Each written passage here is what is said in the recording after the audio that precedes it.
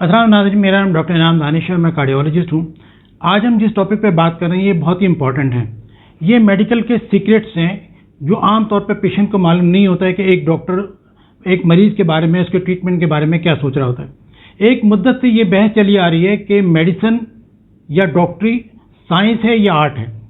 कुछ लोगों का कहना ये है कि ये साइंस है क्योंकि हम स्टडी करते हैं, ब्लड प्रेशर की रीज़न देखते हैं, जो मेडिसिन देते हैं वो भी साइंटिफिकली तैयार की जाती हैं। दूसरा ख्याल ये है कि ये एक आर्ट है। आर्ट का मतलब ये है कि इंसान बहैसियत एक लिविंग हमारे पास आता है, कोई मशीन नहीं है कि आपने मशीन को ठीक कर दिया और घर भेज दिया। ब्लड प्रेशर का पेशेंट आता है, ऐसा नहीं है कि आपने कहा कि जी ब्लड प्रेशर अब आपका ठीक हो गया, अब आप घर जाएं, मेरा काम खत्म हो गया, ऐसा नहीं है। बल्कि पेशेंट के तमाम पहलुओं को देखना होता है। यानी कि कहते हैं कि जो डॉक्टर है उसके पास हेड भी होना चाहिए, हार्ट भी होना चाहिए, कि दिमाग हो जिससे उसकी वो नॉलेज और स्किल अप्लाई करे, और एक दर्दमंद इंसानियत का दिल भी होना चाहिए जिसको पता हो कि ये पेशेंट है, एक इंसान है, तो इसके क्या क्या पहलू हो सकते हैं। एक गरीब आदमी को अगर आप 100 रुपये रोजाना की मेडिसिन लिख देंगे, टैबलेट लिख देंगे, वो कभी नहीं खाएगा, एक हफ्ते बाद बंद कर देगा। तो हमें ये भी पहलुओं का जायजा लेना होता है कि पेशेंट की इकोनॉमिकल कंडीशन कैसी है, और ये भी देखना होता है कि जो मेडिसिन हम दे रहे हैं उसके साइड इफेक्ट तो नहीं हो रहे हैं, क्या पेशेंट की जो लाइफ है पहले से बेहतर हो गई है या नहीं। ऐसा तो नहीं कि ब्लड प्रेशर तो नॉर्मल हो गया मगर उसको बाकी प्रॉब्लम लाइफ के अंदर शुरू हो गई। तो ये सब चीज़ें इनका अहाता करना ज़रूरी होता है। आप लोग ये सोचते हैं कि 10 मिनट में डॉक्टर ने देखा और बस एक मेडिसिन लिख के दे दी और 2000 रुपये ले लिए। आज मैं ये बताऊंगा कि वो 10 मिनट के अंदर डॉक्टर आपके बारे में क्या क्या सोच रहा होता है, वो कौन कौन से पहलू हैं जो उसको मद्देनजर रखने होते हैं, और उसके बाद वो आपका ट्रीटमेंट लिख रहा होता है। तो आज हम यही टॉपिक डिस्कस करते हैं। सबसे पहले हम ये देखते हैं कि जो पेशेंट है वो उसकी एज क्या है, यंग एज है, मिडिल एज है या ओल्ड एज है। तीनों एजेस के जो स्टेजेस हैं उनकी मेडिसिन डिफरेंट होती है। आप यंग एज की मेडिसिन ओल्ड एज में नहीं दे सकते हैं, ओल्ड एज की मेडिसिन यंग एज में नहीं दे सकते हैं।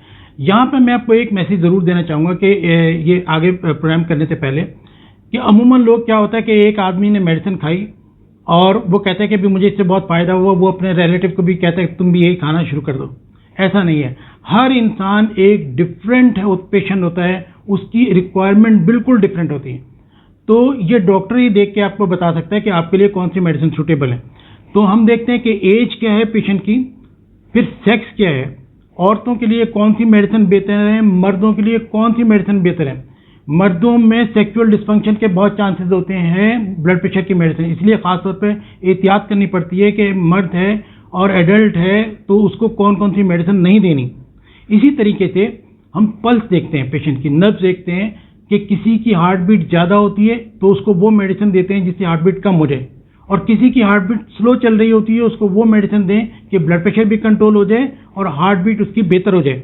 इसी तरीके से जब ब्लड प्रेशर चेक करते हैं तो ऊपर के ब्लड प्रेशर जो सिस्टोलिक कहलाता है उसकी मेडिसिन अलग है, और नीचे का जो ब्लड प्रेशर होता है डायस्टोलिक, उसकी मेडिसिन अलग है। यानी कि 120/80 में जो ऊपर सिस्टोलिक है इसके लिए अलग, और जो डायस्टोलिक 80 जो नीचे वाला है इसके लिए मेडिसिन अलग आती है। उसके बाद फिर हम देखते हैं कि पेशेंट के पास कोमॉर्बिड्स क्या हैं और कौन कौन सी बीमारियां हैं जिनका हमें ख्याल रखना होता है, उसके हिसाब से मेडिसिन एडजस्ट करनी होती है। इसमें सबसे इंपॉर्टेंट चीज़ डायबिटीज़ है कि हमें ऐसी मेडिसिन देनी है ब्लड प्रेशर की जिसमें डायबिटीज़ को फ़ायदा हो, डायबिटीज़ को फ़ायदा हो, डायबिटीज़ की कॉम्प्लिकेशन कम से कम हो, तो पेशेंट को प्रोटेक्शन मिल जाए कि ब्लड प्रेशर भी कंट्रोल हो और उसकी डायबिटीज़ को भी फ़ायदा हो। इसके अलावा कोलेस्ट्रॉल, ये इंपॉर्टेंट है कि अगर एक किसी पेशेंट का कोलेस्ट्रॉल हाई है तो उसके लिए हम मेडिसिन अलग देते हैं, क्योंकि ब्लड प्रेशर की कुछ मेडिसिन से कोलेस्ट्रॉल हाई भी हो जाता है, तो हम उन पेशेंट में वो मेडिसिन अवॉइड करते हैं। इसी तरीके से हार्ट फेलियर के पेशेंट होते हैं, यानी कि जिनका दिल कमज़ोर होता है, आपने सुना होगा भाई इनका दिल 25% काम कर रहा है, 30% काम कर रहा है। तो जो हार्ट फेलियर के पेशेंट होते हैं, सांस में जिन्हें प्रॉब्लम होती है, खासतौर पर लेटने में जिन्हें प्रॉब्लम होती है, उनके लिए मेडिसिन अलग होती है, हर मेडिसिन नहीं दी जा सकती।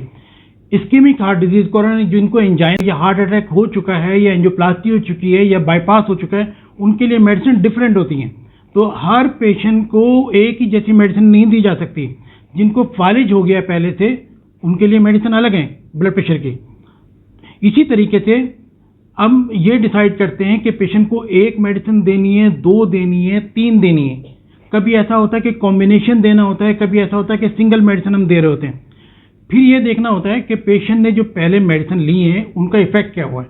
हमारे पास जब पेशेंट आता है, मैं उनसे यही पूछता हूँ कि आप मेरे पास क्यों आए, तो वो बताते हैं कि हमने पहले जो ब्लड प्रेशर की मेडिसिन ली उससे हमारा ब्लड प्रेशर कंट्रोल नहीं हुआ, या उसको खाते हैं तो चक्कर आते हैं, या उसको खाते हैं तो पाँव पे सूजन आती है, या उसको खाते हैं तो हमारा खांसी होती है। यानी कि हमें जो पेशेंट पहले से मेडिसिन ले रहा होता है उससे भी काफ़ी आइडिया हो जाता है कि हमें कौन कौन सी मेडिसिन अवॉइड करनी चाहिए, कौन सी पेशेंट को जो है वो मेडिसिन देनी चाहिए। तो ये काफ़ी हद तक फैक्टर्स हैं। इसी तरह और भी आगे चल के डिस्कस करते हैं। इनकम बहुत इंपॉर्टेंट। मेरे पास एक पेशेंट आया, मैंने किसी दूसरे डॉक्टर के पास है, मैंने कहा भाई आप वो तो बहुत अच्छे डॉक्टर, बहुत बड़े नाम है, आप उनके पास से क्यों गए? कहले नहीं डॉक्टर हम उनको अफोर्ड नहीं कर सकते, वो बहुत महंगे डॉक्टर हैं। और उन्होंने मुझे 10,000 रुपये महीना, 10,000 रुपये हफ्ता की मेडिसिन दे दी। तो एक महीने के अंदर 40,000 रुपये की मैं मेडिसिन नहीं अफोर्ड कर सकता, इसलिए मैं आपके पास आ गया। मैंने प्रिस्क्रिप्शन देखा, बहरहाल मैं कमेंट्स क्या करूं, लेकिन मैंने उससे कहा कि भाई मैं आपको अगर 2 या 3,000 रुपये महीना की मेडिसिन दूं तो आप खाएंगे? उन्होंने कहा जी बिल्कुल, मैं शौक से खाऊंगा, कभी नहीं छोड़ूंगा। तो कंप्लायंस देखनी होती है। तो मैंने पेशेंट को इकोनॉमिकल, यानी कि आप पेशेंट की इकोनॉमिकल कंडीशन को देखते हुए उसको मेडिसिन लिखें।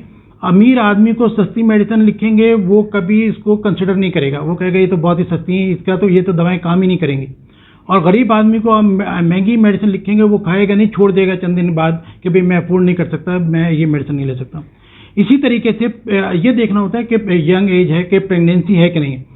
तो जितनी फीमेल पेशेंट आती हैं हम उनसे ज़रूर ये क्वेश्चन करते हैं कि हम आपको मेडिसिन दे रहे हैं, आप प्रेग्नेंट तो नहीं है। तो इन चीज़ों का भी ख्याल रखना होता है जब आप ब्लड प्रेशर की मेडिसिन लिख रहे होते हैं। अब आते हैं जो कॉमन प्रॉब्लम है, जो कॉमन साइड इफेक्ट पेशेंट्स को होते हैं, जो हमारे पास आते हैं जो ब्लड प्रेशर की मेडिसिन ले रहे हैं और उनके साइड इफेक्ट होते हैं। सबसे इम्पॉर्टेंट चीज़ है कफ, कि खांसी जिसको कहते हैं। तो बहुत सारी मेडिसिन ऐसे हैं जिनसे खांसी हो जाती है। अगर आपने ब्लड प्रेशर की मेडिसिन स्टार्ट की है और खांसी हो गई तो आप डॉक्टर के पास दोबारा जाएं और उनको बता दें तो वो मेडिसिन चेंज कर देंगे। खासतौर पे ACE इनहिबिटर्स जो है इनसे खांसी बहुत होती है, इसलिए मैं ज़्यादातर ARB यूज़ करता हूँ। बीटा ब्लॉकर अगर आप किसी पेशेंट को, एस्थमेटिक पेशेंट को दे देंगे उसको भी खांसी शुरू हो जाएगी। तो ये बस पेशेंट से पूछना होता है कि आपको एस्थमा तो नहीं है, एस्थमेटिक तो नहीं है। अगर एस्थमेटिक है तो उसको आप बीटा ब्लॉकर नहीं देंगे। अगर किसी को खांसी है, ऑलरेडी पहले खांसी है, तो ACE इनहिबिटर अवॉइड करेंगे, फिर ARB जो है वो बेहतर है। पाँव पे सूजन, पीडल एडिमा जो है ये बहुत ही कॉमन है, खासतौर पे एम्लोडिपिन के साथ। तो लिकार्डिपिन में ज़रा कम होता है, तो एम्लोडिपिन के साथ जो है ये बड़ी कॉमन प्रॉब्लम है, खासतौर पे ख़वातीन के अंदर। और वो आते हैं कि कहीं हमारे किडनी ख़राब तो नहीं हो गए। एक डॉक्टर ने मेडिसिन दी, पाँव पे सूजन आ गई, अब वो पता चला कि किडनी के डॉक्टर के पास चले गए कि जी हमारे तो पाँव पे सूजन आ गई है। बेहतर ये है कि जिस डॉक्टर ने आपको मेडिसिन लिखी है आप दोबारा उसी के पास जाएँ, उसको बताएं कि मेरे पाँव पे सूजन है, वो मेडिसिन चेंज कर देंगे। फिर ये होता है कि कुछ लोगों की हार्ट बीट ज़्यादा होती है। ऐसे लोगों को अगर हम और ऐसी मेडिसिन दे दें जिससे हार्ट बीट तेज़ हो जाती है, जैसे एम्लोडिपिन, तो पेशेंट फिर SVT के अंदर आते हैं, ये एट्रियल फिब्रिलेशन के अंदर आते हैं। इतनी हार्ट बीट तेज़ हो जाती है कि 150 160 के करीब हार्ट बीट हो जाती है। फिर उनको इंजेक्शन देना पड़ता है और कुछ लोगों को कार्डियोवर्ट यानी कि शॉक देना पड़ता है। तो जो भी डॉक्टर है वो सबसे पहले पेशेंट की ये देखे कि हार्ट रेट क्या है और उसके हिसाब से उसको मेडिसिन दें। फिर ये है कि ब्रेडिकार्डिया, यानी कि हार्ट बीट बहुत स्लो हो जाती है। हमारे आम तौर पे हॉस्पिटल में 1 या 2 पेशेंट डेली ऐसे एडमिट होते हैं जिनकी हार्ट बीट बहुत स्लो होती है, 35-40 के करीब ऐसी जो है, और वो बीटा ब्लॉकर ले रहे होते हैं, टिनॉर्मिन या कॉनकोर या इस टाइप की जो भी मेडिसिन है बीटा ब्लॉकर जो कहलाती हैं। तो एक तो ये है कि आप खुद भी डेली ब्लड प्रेशर अपना चेक करें, अपनी पल्स चेक करें, रिकॉर्ड बनाएं। रात में सोने से पहले BP चेक करें, पल्स चेक करें कि पल्स कितनी आ रही, BP कितना है, और उसको रिकॉर्ड करें। अगर जो है पल्स 60 और 100 के दरमियान है तो ये नॉर्मल है। 60 से कम है तो फ़ौरन डॉक्टर को इन्फॉर्म करें, 100 से ज़्यादा है तो फ़ौरन डॉक्टर को इन्फॉर्म करें। तो ये बहुत ज़रूरी है। इसके अलावा सर में दर्द काफ़ी मेडिसिन से होता है और थकन का एहसास होता है, फटीग जिसको हम कहते हैं। इसी तरीके से इलेक्ट्रोलाइट इम्बैलेंस जो है ये बड़ा कॉमन है, यानी कि कुछ दवाएं ऐसी होती हैं जिनसे सोडियम कम हो जाता है और पेशेंट लेथार्जिक हो जाता है, बिल्कुल ऐसा हो जाता है जैसे डायरिया के बाद हाथ पांव कांपने लगते हैं पेशेंट के। और कुछ मेडिसिन ऐसी हैं जिनसे पोटेशियम बढ़ जाता है और पेशेंट हार्ट ब्लॉक में आते हैं। यानी कि आप ये देखें कि पेशेंट ब्लड प्रेशर की मेडिसिन ले रहा है और वो हॉस्पिटल में आता है कि उसकी हार्ट बीट बहुत स्लो हो गई है, पोटेशियम बढ़ने से हार्ट बंद होने लगता है। ये जो आप देखते हैं कि वेस्टर्न कंट्रीज में जो इंजेक्शन लगाते हैं डेथ के लिए, मारने के लिए, जहाँ पे फांसी का ट्रेंड नहीं है, वहाँ पे जहर का इंजेक्शन जो लाया जाता है, तो ये बेसिकली पोटेशियम ही होता है।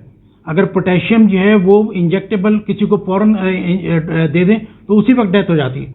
तो किसी का जो खासतौर पर जो किडनी के पेशेंट हैं, तो उन ज़रा भी किडनी डिस्टर्ब हो तो पोटेशियम बढ़ने के बहुत चांसेस होते हैं। तो याद रखें, अपनी पल्स जो है वो ज़रूर चेक करें डेली रात में सोने से पहले। इसी तरीके से कुछ लोगों को डायरिया भी हो जाता है कुछ मेडिसिन से, किसी को कॉन्स्टिपेशन हो जाता है। उल्टा हिसाब है कि कोई पेशेंट कह रहा है कि उसी मेडिसिन से, कोई कह रहा है कि मुझे मोशन हो गए, कोई कहता है कि मुझे डायरिया हो गया, कोई कहता है मुझे वोमिटिंग हो गई, कुछ कहते हैं कि हमें मतली की कैफियत फील हो रही है, कुछ लोगों को सर में दर्द होता है, कुछ लोगों को चक्कर आने लगते हैं, सर हल्का होने लगता है। तो मुराद ये कि ये सारी, लेकिन अब मैं जो आपसे डिस्कस करने वाला हूँ वो बहुत ही इंपॉर्टेंट टॉपिक है और इसको आप ज़रा गौर से सुनें। ब्लड प्रेशर की मेडिसिन का सबसे कॉमन और ख़तरनाक साइड इफेक्ट जो है वो हाइपोटेंशन है, लो ब्लड प्रेशर होना। कुछ लोग इतने ओबीडियंट होते हैं, इतने अच्छे पेशेंट होते हैं कि वो कुछ भी हो जाए मगर अपनी मेडिसिन नहीं छोड़ते हैं।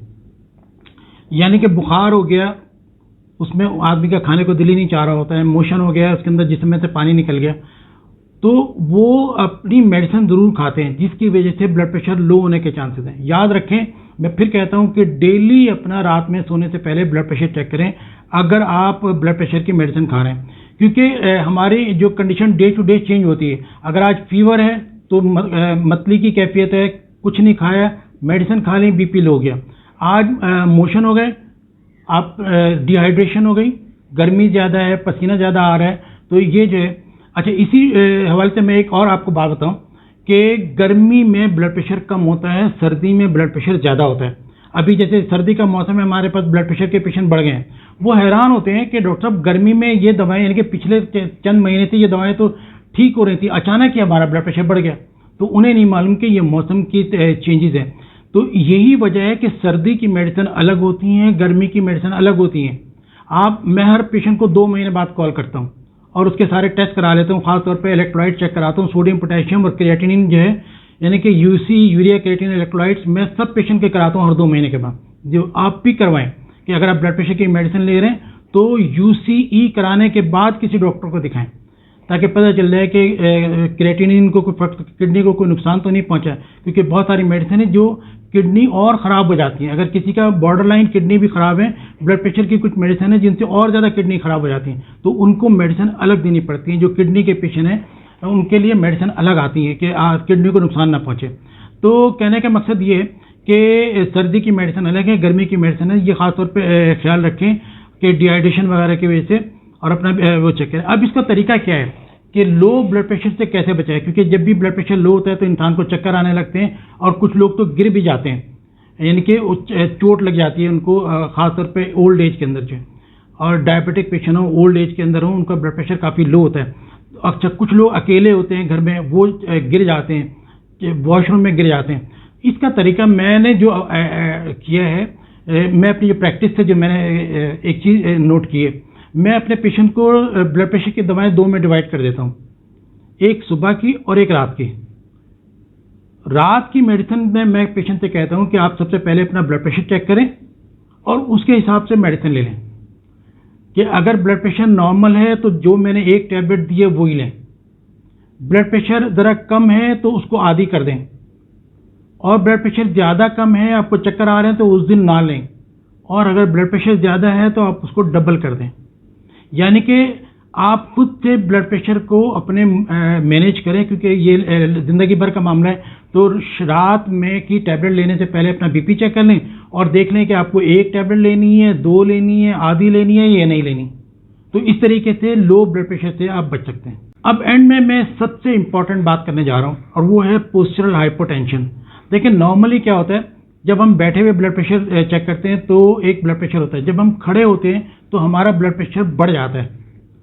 लेकिन कुछ लोगों का रिवर्स होता है, कि जब वो खड़े होते हैं तो ब्लड प्रेशर कम हो जाता है, जिससे ब्रेन की सप्लाई कम हो जाती है और इंसान को चक्कर आने लगते हैं। लोग कहते हैं कि डॉक्टर साहब जब हम बैठ के खड़े होते हैं तो चक्कर आते हैं, जब नमाज में जाते हैं बैठ के खड़े होते हैं या सजदे से उठते हैं तो हमें चक्कर आते हैं। तो ये क्या है? ये पोस्चरल ड्रॉप है कि जब आदमी एक खड़ा होता है तो ग्रेविटी की वजह से ब्लड ज़्यादातर पाँव या पेट के नीचे के हिस्से में वो ब्लड ज़्यादा हो जाता है, ब्रेन की ब्लड सप्लाई कम हो जाती है।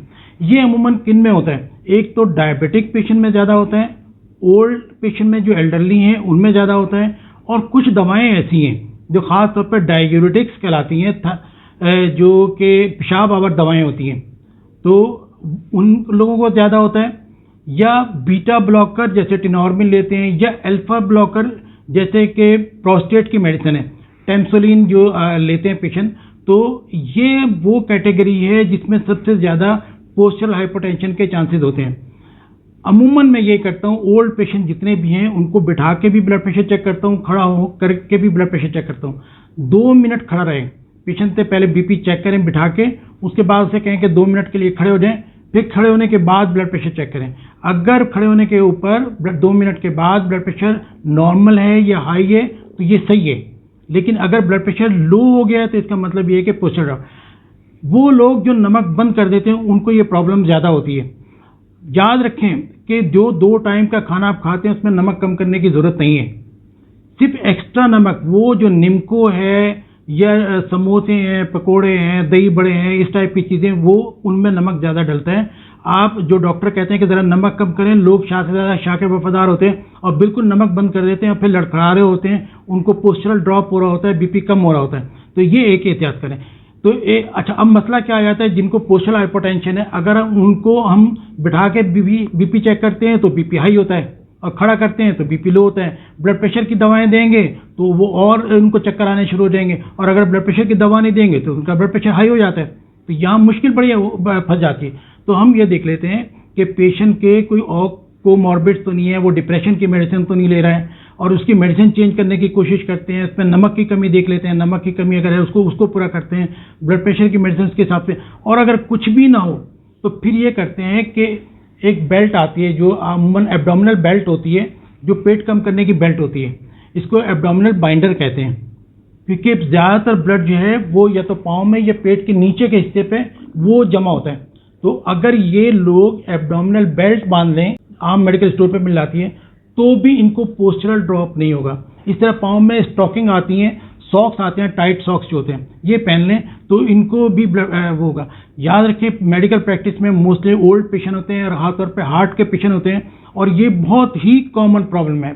नमक बिल्कुल बंद ना करें, नमक कम करने के बाद 2 टाइम खाएं, और अगर ये पोस्चरल हाइपरटेंशन हो रहा है अपने डॉक्टर के पास जाएं, अपनी मेडिसिन एडजस्ट कराएं, कुछ भी ना हो तो ये एब्डोमिनल बाइंडर या जो बेल्ट है ये पहनने से काफ़ी फायदा होता है।